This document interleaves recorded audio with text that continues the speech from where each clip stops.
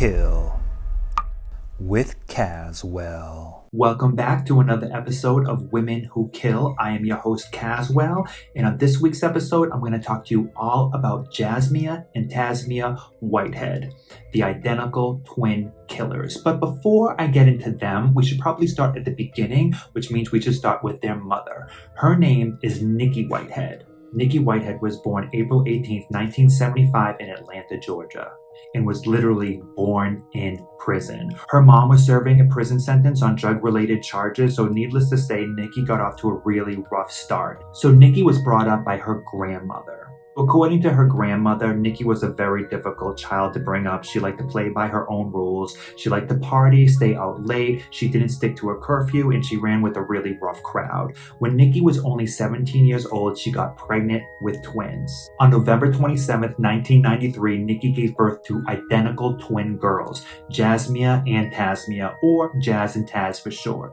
So when the twins were born, Nikki wanted to continue with her reckless behavior, so she basically handed the kids off to her grandmother and was like, here, you take care of them. And she kept partying. Nikki decided to move with her then boyfriend to Conyers, Georgia, and the girls lived with their grandmother in the Atlanta, Georgia area. So now Nikki's grandmother, who is the twins' great-grandmother, is taking care of Jazz and Taz, and the grandmother hooked them up with a really good life. The girls took tennis lessons, music lessons, dance lessons. They were Girl Scouts. They went to church on Sunday, and they prayed every night before they went to sleep. They were straight-A students and praised in their school. The grandmother fully supported the twins with a very random presence from Nikki. So fast forward a few years, Nikki starts to get her life together. She gets sober. She stops hanging out with a rough crowd. She goes to school and gets a degree in fashion design. She started to feel like her grandmother was overstepping her boundaries with her children. So when Jazz and Taz were just starting their teenage years, she took the kids back and moved them in with her in Conyers, Georgia. The next several years were extremely turbulent, and the girls became rebellious as all hell. Nikki apparently believed that Jazz and Taz started smoking weed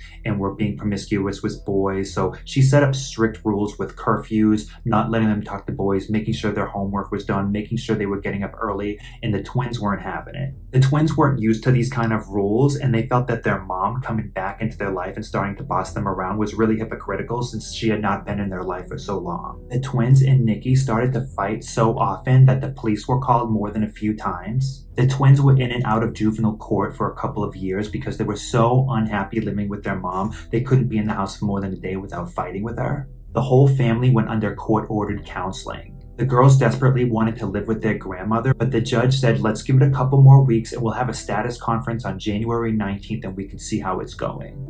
So fast forward 3 days later, January 13th, 2010, a police officer was flagged down by the twins who were outside their home and begged them to come inside because they just got home from school and found their mother dead in the tub. So the police officer was expecting that maybe their mom slipped and fell in the tub and then their twin girls came home from school and found her dead. But when he opened the door, the first thing he smelled was blood. And the place was literally a bloodbath. Not only were there like pools and puddles of blood everywhere and all over the rug, and everything are in shambles and furniture flown around, there were little drag marks that went from the rug to the bathtub as if she was fighting and getting blood everywhere and her body getting dragged into the bathroom. The police officer said the scene was horrifying and it looked like a slaughterhouse. The officer walked into the bathroom and he saw the dead body of a middle-aged woman naked slumped over the tub.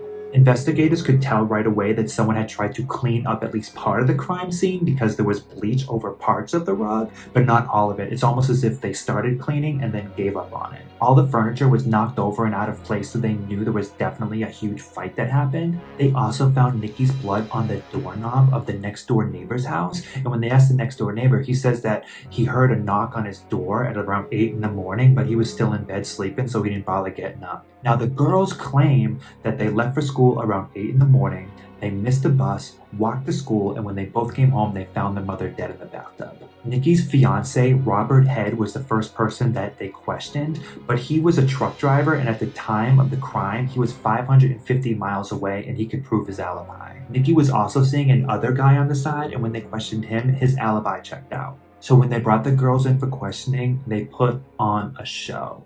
Jazz like screaming or say something. I looked that way and all I saw was like blood all over the floor. He's not gonna come back. Mommy.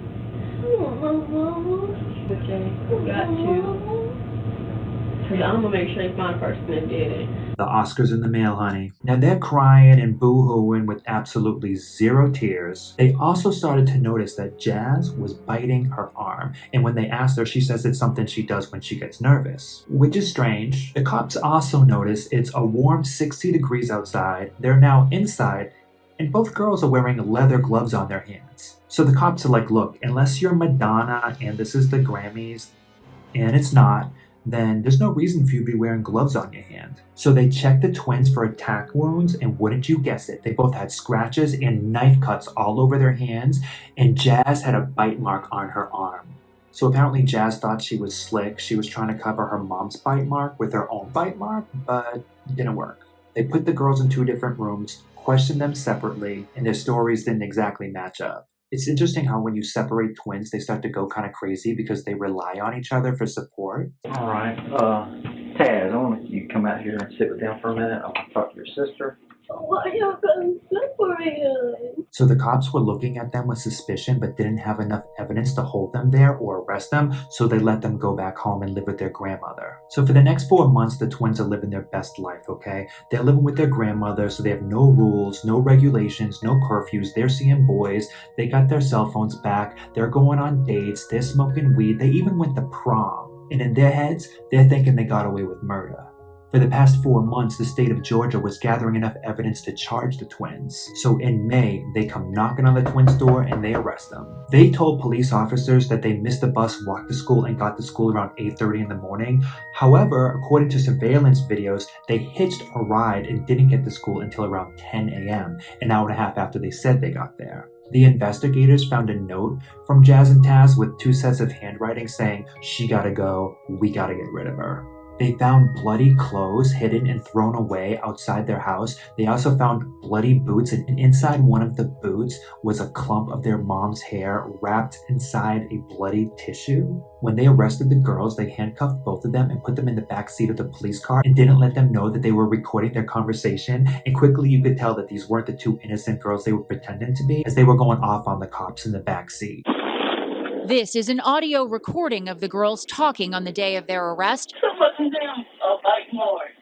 They said they can't roll the teeth on my arm. The twins' tone has changed. I'm not going down for something I did not do. Me either. The day you find a murder with my fingerprints on it or something, please do that. Please find a murder with me and then get rid of her. Thank you. It was pretty obvious at this moment that these were not 2 innocent girls, but more like evil twins. Maybe it's not right for me to refer to 2 underage girls as evil. Hey Siri, what's another word for evil? Iniquity, wickedness, evilness, vicious, malefic, malevolent. Okay, stop. Malevolent, let's go with that. So it became obvious that these 2 innocent girls were actually malevolent twins. I like evil better. The girls were offered 30 years if they came out and admitted what they did. Okay, so according to the twins, they had been arguing with their mother all week. And on this particular morning, they wanted to sleep in and not go to the school, but their mom, Nikki, wasn't having it. So she grabbed the pot and pan and started beating on it. Sleep because of y'all. Y'all not going to get a sleep because of me. So apparently the twins are not morning people. They got up and started to fight with their mother. But their mom, Nikki, she knows how to fight too, and they were going off on each other. They both ganged up on their mother. One was holding her down, the other was punching her mother. One of them grabbed an award-winning ribbon that she got when she was 10 and started choking her mom with it, and then her mom started punching her in the back of the head. Now this is all according to them. And then her mom had Jazz in a headlock, and then Taz grabbed the knife and started stabbing her mother, and then before they knew it, they were both stabbing their mom, and Nikki was fighting for her life. Hey, so I forgot to mention this part. Remember how earlier I said that the cops found Nikki's blood on the neighbor's doorknob? Well, according to Jazz and Taz, once they started stabbing their mom escaped from the house, ran over to the neighbors, and that's when Nikki touched the neighbor's doorknob with her hand that got blood on it, and then Jazz and Taz ran over and dragged their mother back into the house so they could finish off the job.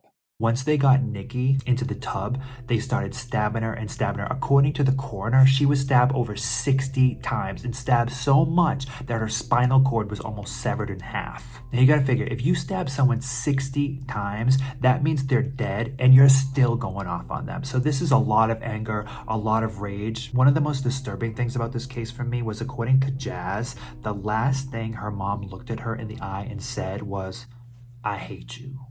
On January 14th, Tasmiyah pleaded guilty to voluntary manslaughter and was sentenced to 30 years in prison. And on February 7th, 2014, 1 month after her twin, Jasmiyah pleaded guilty and is serving the same sentence. The twins are incarcerated in separate prisons within the Georgia Department of Corrections. Tasmiyah is serving her sentence in the Pulaski State Prison, and Jasmiyah is serving her sentence in the Arundel State Prison. They were both eligible for parole in 2017, but the parole board was like, get back to your cell, girls. You're gonna do some more time. Their great-grandmother still loves them, still supports them, still makes sure there's money on their commissary, and says she hopes that someday they can both have productive lives outside of prison. I don't know, guys, this was a real tough one for me, but I always wanted to do a story about evil twins, and I got the chance to do it. There was so much about this story that disturbs me. I mean, who's closer to you than your mother? I mean, we all get in fights with our parents when we're teenagers, but this is so next level. Do you think 30 years was a good sentence? Do you think they should have gotten life? I want to know if you actually think that the twins are sorry for what they did, because I didn't see them shed one tear. I wonder if it's actually going to hit them that, like, whoa, like, I actually killed my mother. Let me know what you guys think below, and if you have any other ideas for women that you want me to cover in the Women Who Kill series, let me know. Definitely like this, definitely leave a comment, and definitely subscribe. My name's Cazwell, and I will check you next time on Women Who Kill.